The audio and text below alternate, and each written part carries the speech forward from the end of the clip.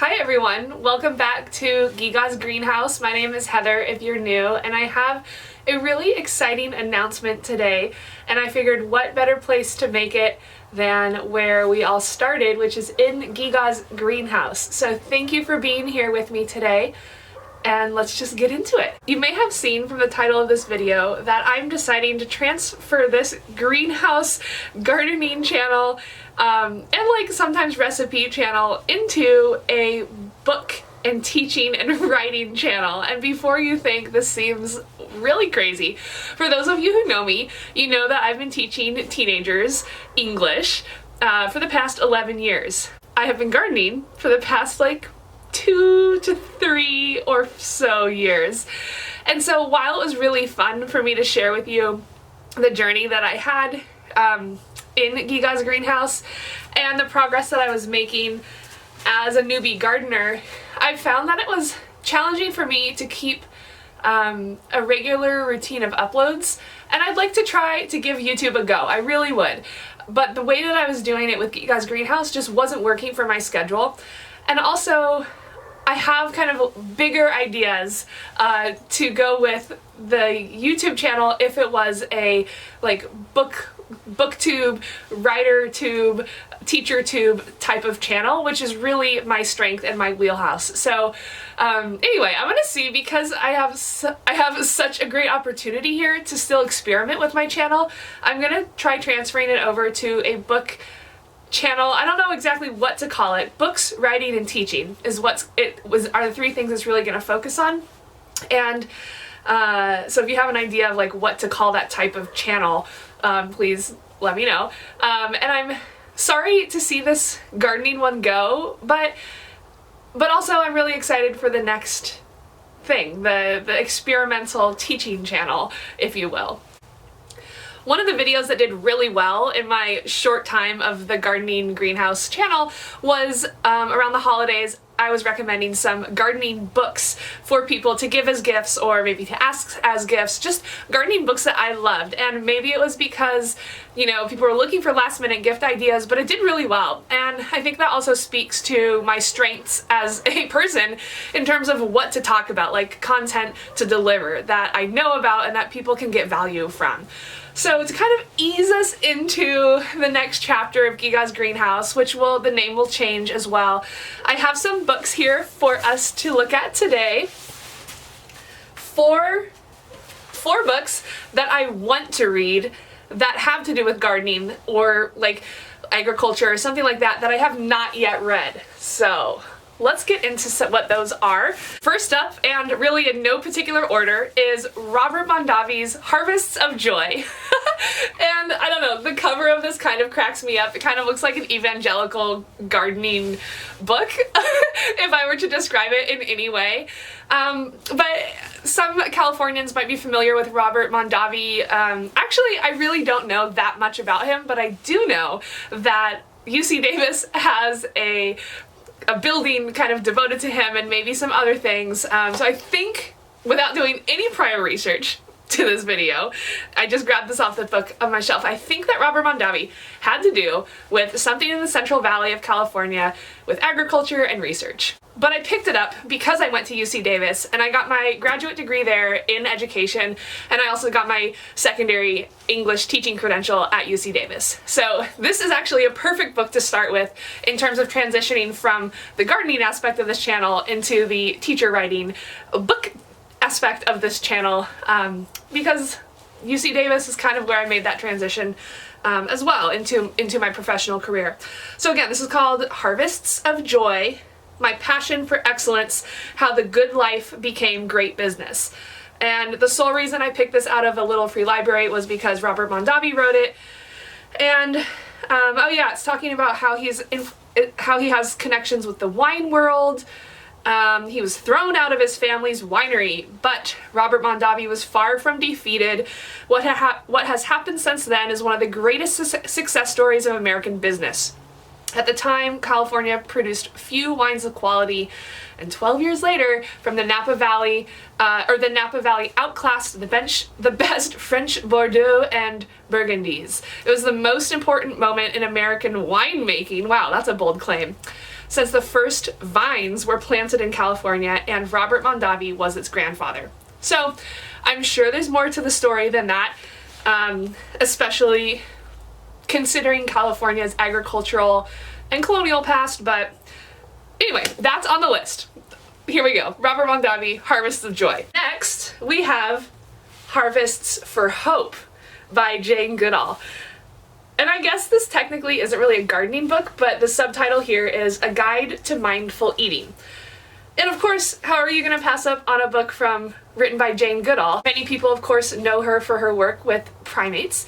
And so that's partly why I grabbed this book, probably again from a Little Free Library, though it's been sitting on my to-be-read shelf, and it's been there for a while, so I don't know exactly where I got this, thrift or Little Free Library. But I'm always really curious to learn more about sustainable food and sustainable eating, and who better to learn it from than Jane Goodall, or perhaps our next writer who writes a lot about food. Can you guess who that's going to be? Next in the list of to-be-read books about gardening and food is The Botany of Desire by Michael Pollan. How many of you guessed that that's who I was going to be talking about? He wrote probably most famously The Omnivore's Dilemma, and there are some really interesting ideas in that book, so I figured this one would also have some things to say, oh, this is fun, this was my grandfather's book. I didn't realize that. There's a little inscription, and it says, it's from my mom, and it says, "To Dad/Gee, hope you get some new insights to these common botanicals, always discovering something new." And it's signed from my mom. So this was one of my grandpa's books, which again is a perfect tie-in to the Geegaw's Greenhouse transferring over into a booktube channel. The Botany of Desire, let's see, what does this say? You know, I'm just gonna dive into it, knowing what I know about the Omnivore's Dilemma, which is Michael Pollan really encouraging people to reconsider how they eat and to kind of learn where their food comes from and all that. So that's what I'm thinking this one's gonna be about. Again, I haven't read it. These are my to-be-reads, my TBRs, and I will keep you posted once and if, hopefully, I do finish this. The books I just shared with you, those three, I kind of feel like I have a sense of duty to read just because they've been sitting on my shelf for so long. But this book is my last book of the four that I want to share with you about books about food, books about gardening, books about like homesteading and life and our natural world. And this is the one that I'm actually excited to read. This is called Animal, Vegetable, Mineral, A Year of Food Life. This is written by Barbara Kingsolver. Many of you probably know her titles such as The Poisonwood Bible, for The Prodigal Summer. That's a good one. The Prodigal Summer is a great book to read in the summertime. But this is a nonfiction one about her family who is trying to kind of like reclaim their food and their life. And I'm pretty sure that's what that is. Let me read the inside front cover. Okay, yeah, so they are trying to get away from the industrial food pipeline and lead a rural life in which they vow to buy only food raised in their own neighborhood, food that they've grown themselves, and either they learn to live or learn to live without it. So it sounds pretty funny. She has a great writing style if you like that. I like her writing style, so I'm looking forward to reading this. I've never read any nonfiction by Barbara Kingsolver, but it also looks like there are some like insets in here that might be like recipes or something by, I don't know who Camille is. This one is by Camille. So Camille, maybe that's her daughter or something, because it's talking about her family. Another one by Camille. Hi, Marble. Good boy. Yeah.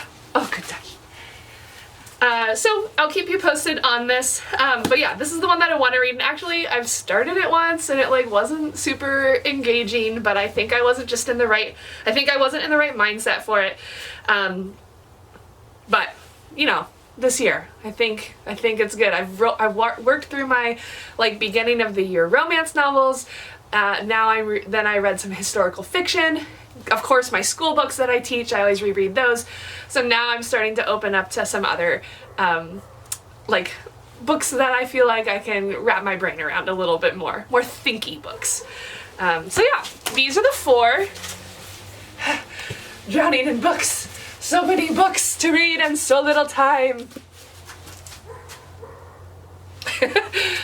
Do I recognize that all of these books are written by older white people? Yes. Is that something I want to change?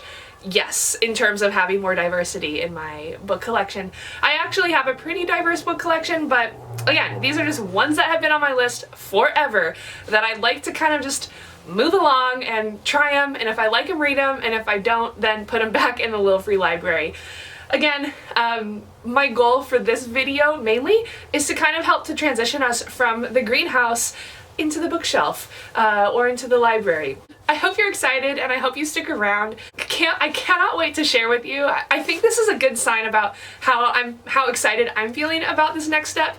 I'm more confident with it. Again, I've been doing this for a long time in terms of talking about books and creating content for teachers and for young readers.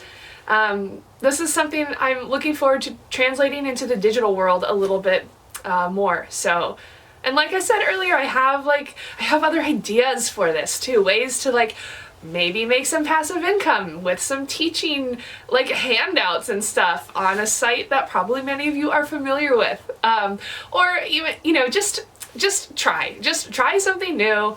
Who's it gonna hurt? Nobody. Who's it gonna benefit? Maybe lots of people, but I'm not gonna know unless I try. So thanks for watching. I can't wait to say happy reading at the end of my videos. But yeah, if you have ideas of more books that people should read, please drop them in the comments below. And I will see you next time. Say goodbye to Geegaw's greenhouse. Maybe we'll make another, guest appearance down here when I have more gardening books to do, or maybe when I finish these books. That would be fun. When I finish these books, we can come record an update on what I thought of them, should you read them. But yeah, thank you for starting off this journey with me in this greenhouse. I'm still gonna be gardening. So yeah, I'm still gonna be gardening. I'm just not going to be filming. I'm still gonna be cooking food. I'm just not gonna be filming it. And I think that'll really benefit me, because the type of video that works in my schedule right now is a sit-down, planned video. That's another reason why I'm switching over from Geegaw's Greenhouse to more of a booktube channel. And of course I'll do a more proper introduction to this new channel when the time is right, which hopefully will be really soon. And until then, I thank you for being here and hope you enjoy your gardening and your reading hobbies.